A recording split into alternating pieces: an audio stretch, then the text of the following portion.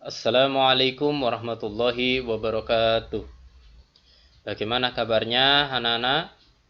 Semoga kalian selalu dalam lindungan Allah dan selalu diberikan kesehatan oleh beliau. Amin amin ya rabbal alamin. Sebelum kita memulai pembelajaran kita pada hari ini, mari kita berdoa terlebih dahulu. Bismillahirrahmanirrahim. Raditu billahi robba wa bil islami dina wa bi muhammadin nabiyya wa rasula rabbi zidni ilma warzuqni fahma birahmatika ya arhamar rahimin. Setelah minggu yang lalu kita menyelesaikan bab yang pertama, pada hari ini kita akan masuk ke bab yang kedua, yakni tentang iman kepada Allah melalui Asmaul Husna.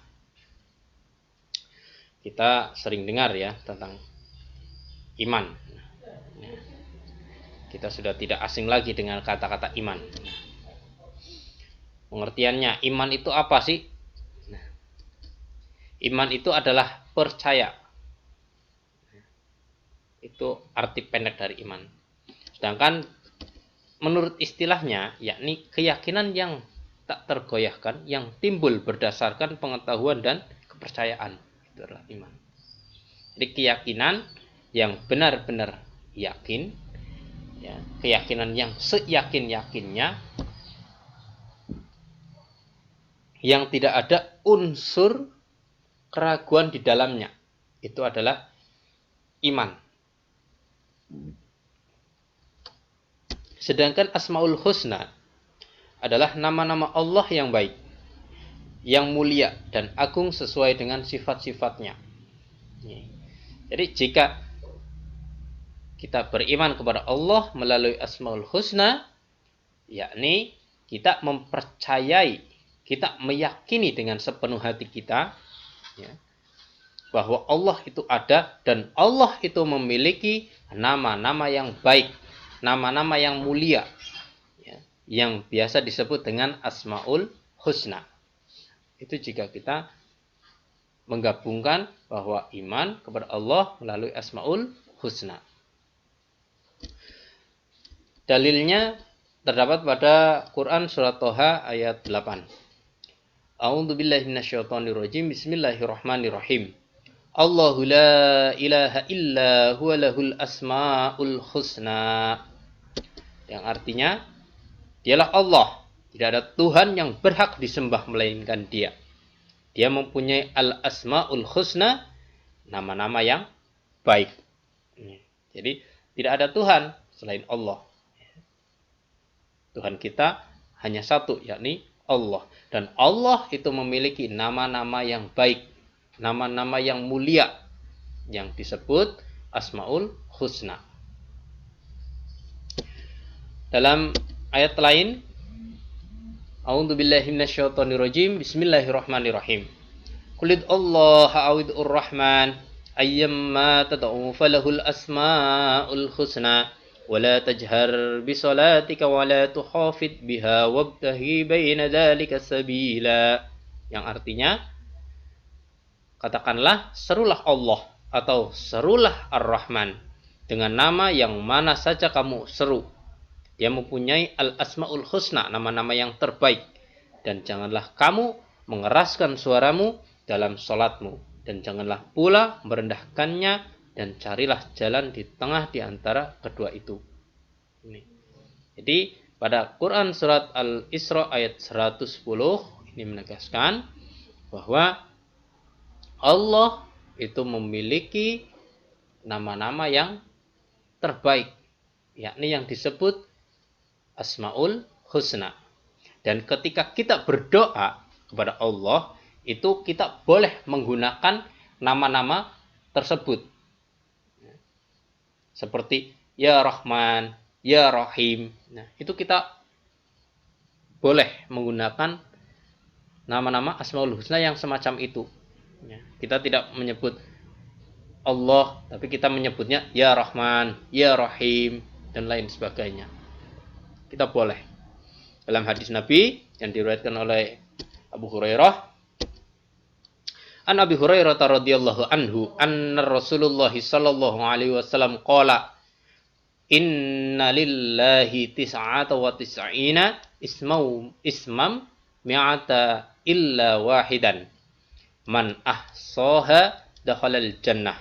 Yang artinya dari Abu Hurairah radhiyallahu anhu, sesungguhnya Rasulullah sallallahu alaihi wasallam bersabda, sesungguhnya Allah Subhanahu wa taala mempunyai 99 nama. 100 kurang 1. Ya. Bahwa Allah memiliki Asmaul Husna, yakni 100 kurang 1. Ya.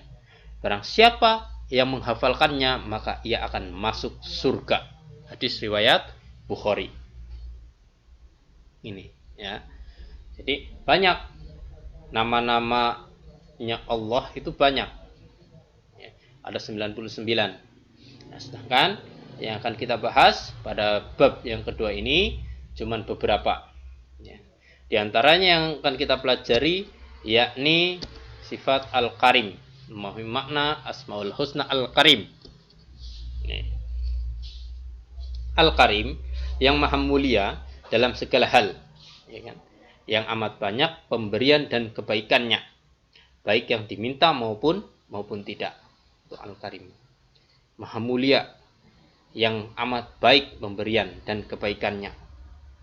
Ini. Jadi dikatakan oleh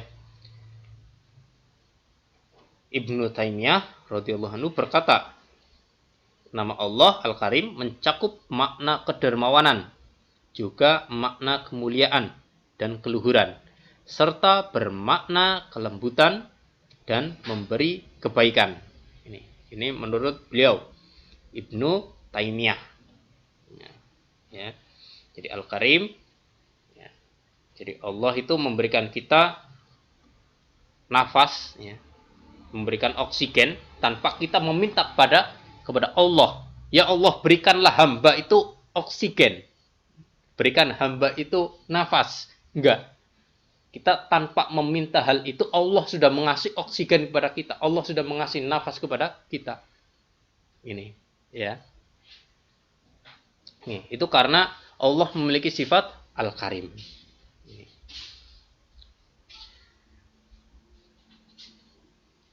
Jadi kesempurnaan kemuliaan Allah Subhanahu wa taala dalam zat dan segala sifat serta perbuatannya yang mencakup, ya. Yang pertama, ini Allah maha mulia dalam zatnya.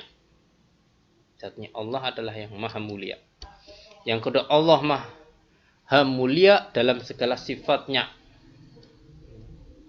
Allah memiliki sifat-sifat lah. Allah lah yang maha mulia dari sifat-sifat itu. Dan yang terakhir, Allah maha mulia dalam segala perbuatannya. Seperti halnya yang tadi, tanpa kita meminta, ya Allah berikan hamba oksigen, Allah sudah mengasih oksigen kepada kita, sehingga kita bisa bernafas tanpa kita meminta oksigen tersebut. Itu adalah kemuliaan beliau.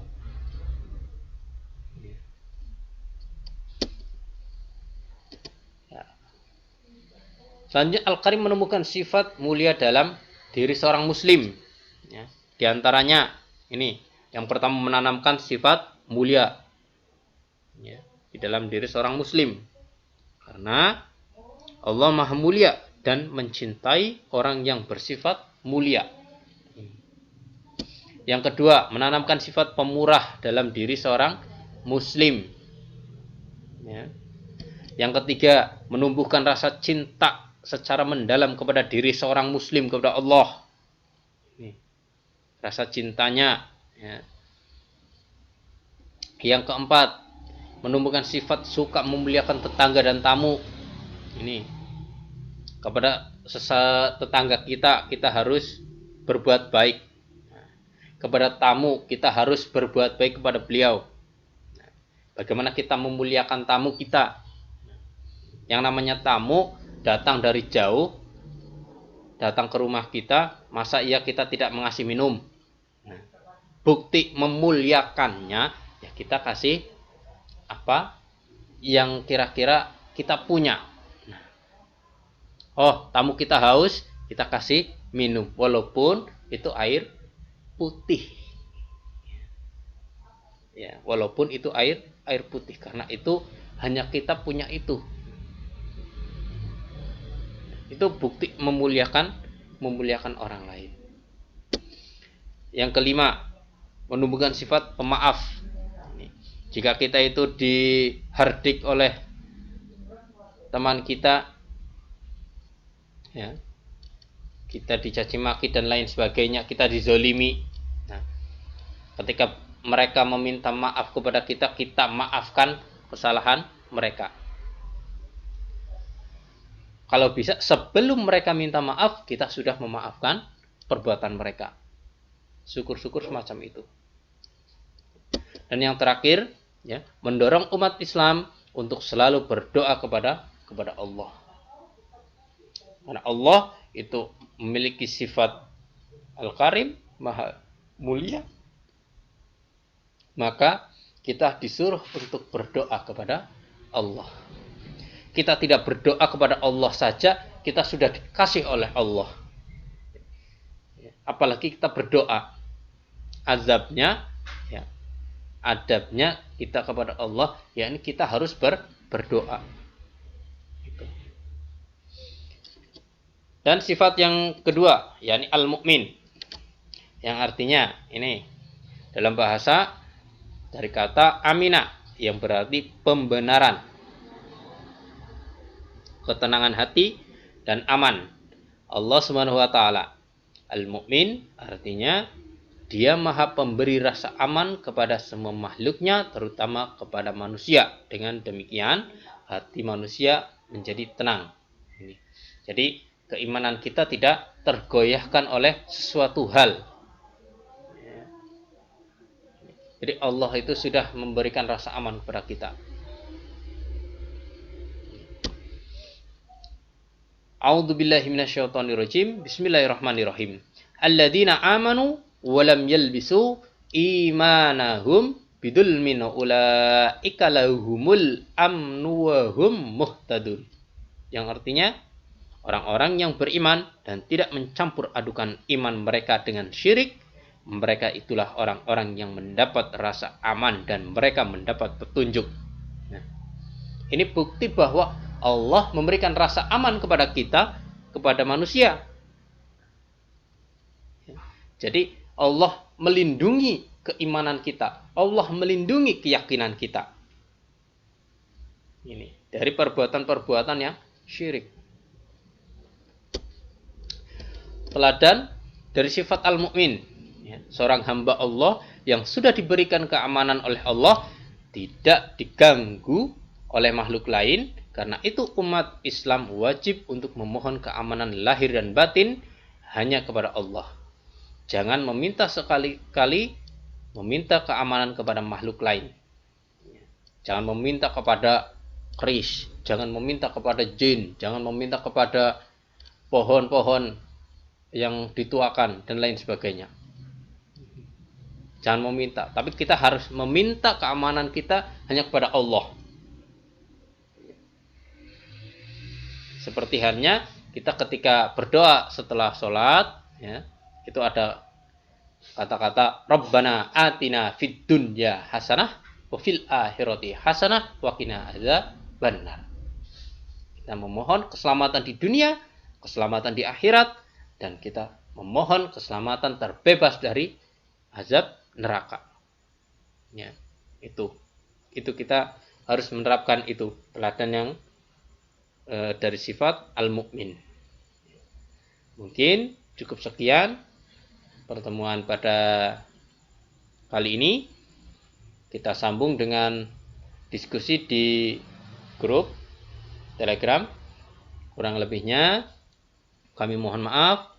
Wabillahi taufiq wal hidayah. Wassalamualaikum warahmatullahi wabarakatuh.